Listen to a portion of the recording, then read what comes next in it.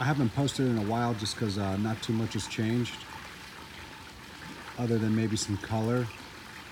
You know, white really calms down in the winter, and Sumi kind of really comes up and develops. And you could see it with that Showa right there. Her faceplate has really come in. I've been waiting a while, a couple years, and been really patient with her. She's a great looking Showa from Sekaguchi, and I think this is a year where she's going to really get that Sumi faceplate and start covering that up in the front, and really start coming together and bringing that Benny and white together. So we'll see. The water's actually really cold out here in Vegas. I'm still feeding wheat germ. It's not like East Coast. Koi are still active. I could tell when they asked for it. Haven't been keeping the lights on at all.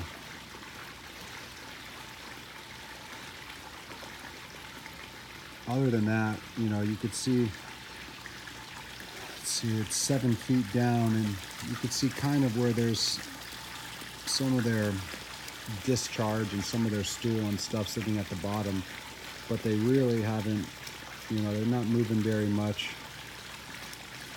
They're just kind of going with the flow. I'd say the water is 50, 48. And the only reason I would still feed at this time is just because they're still active. Some of them aren't, and that's fine. My Tancho Kuhaku right there, as much as I feed, she is not coming up to eat, and that's fine. I don't mind. Not a lot of algae in the biofilters, just because it's cold. I don't know if you could see at the bottom, but there is a fair amount of kind of waste. So this thing is 500 gallons, so I'll probably do a water change this week just to flush that out. I'll take a broom and shove it around and move it around, and I'll clean it, and I'll send it right out to the sewer line. Sand filtration's really good. I mean, it's glass. I don't think they're wasting a lot right now. So because of that, it's not really dirty. More so plants and stuff. The house next to me is being built and worked on, so certainly with that, it's causing more waste to come in the pool or the pond than discharge from the koi. Yeah, so you could see her typically.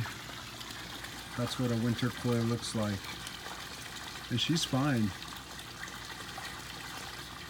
She'll come out a little more active during the day, but it's crazy. Some of them will sit down there, and then others will just ask for the food. And crazy enough as it is, I could tell when they ask for it. And when they ask for it, I'll feed them. I'll do about 2, maybe 3 servings at the most of about a half a cup.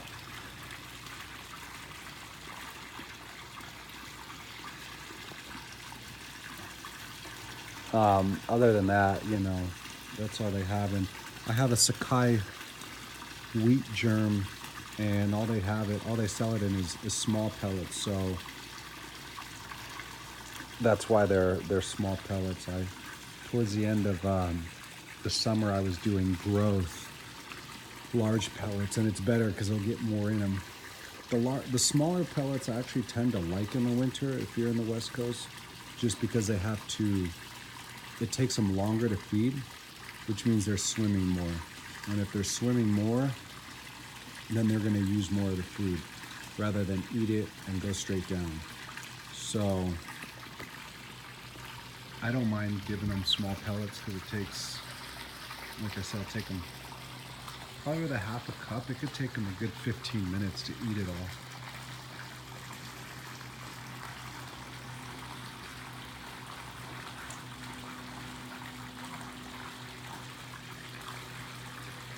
I have to take that Goshiki into my vet probably in January. As you can see, she's got a lump on her right side, and I believe it's a tumor. It's not affecting her eating. It would only affect her eating if it was touching her organs. And she swims active, seems active, but obviously she's turned into a not show koi quality. Doesn't mean she's not valuable and important to me, but we're gonna try to cut it out, stitch it up, put some bio band-aid, and see how she does. There's not a high success rate for tumor removal, but I have a really good vet, and I think we can get the job done.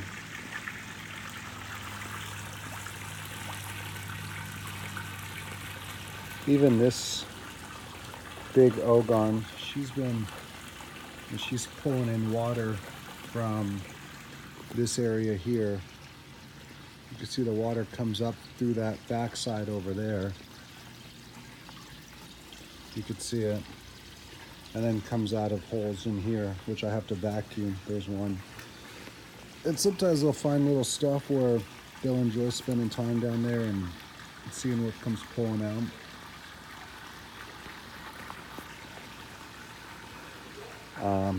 She hasn't been too active with eating, which I don't expect her to. The Showa, the two Kohakus, and the Chagoi are probably the biggest eaters. And once they start to eat, then kind of the rest of them will start to follow.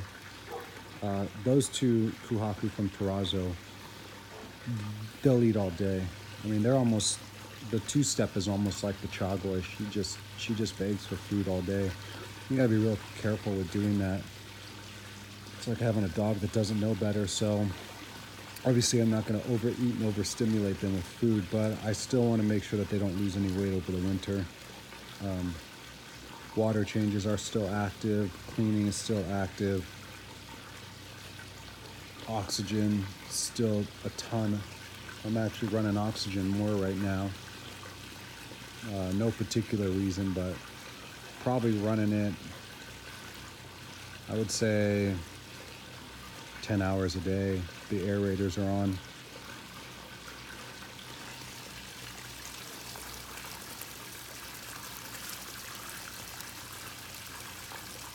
But you can see the bottom, it's pretty glassy right now.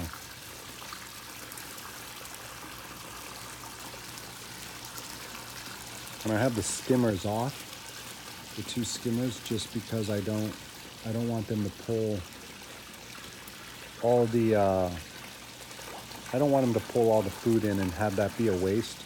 So anytime I eat, you can see the skimmers aren't pulling anything, because there's no way that they would get to all the food, and it really just becomes a waste. And a 30-pound bag is about $400, so I don't really want to waste any. That wheat germ should probably last me until, well, probably March.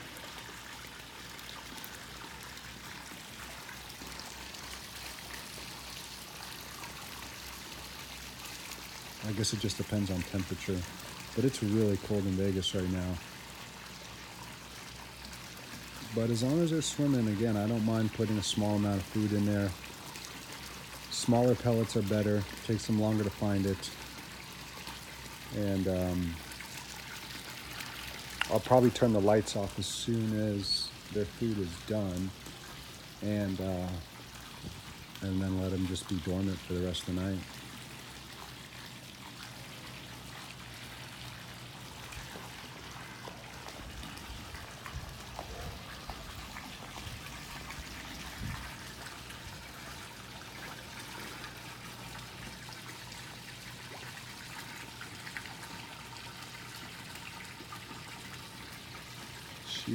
She's a good girl. This Kujaku, I've had her a while. She's big Marutan. She never got her Sumi coming up on her lateral line, like as dark as some Kujaku. Here's what it is. I'm really excited to see what this Kohaku does. Her bone structure is, I think, by far the best in this pond.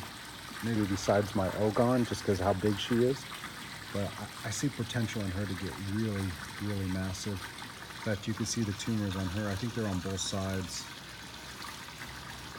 And those just creeped up within the last couple of months. In fact, before this pond, she wasn't in there. She didn't have them.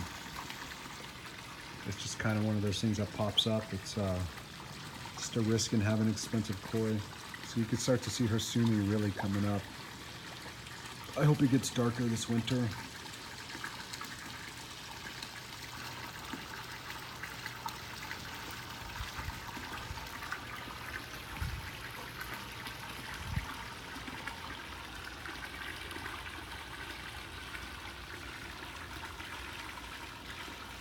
Just enough sound to enjoy myself. Again, this pond's 16,000 gallons, and I certainly didn't want a Niagara Falls out here with the amount of water I had to pull. So 2,500 gallons is all I need out of that spill. The rest of it, pond's working inside of itself, and it's got its own kind of mechanics on how it filters itself. But that's about as much sound as I wanted to hear out here.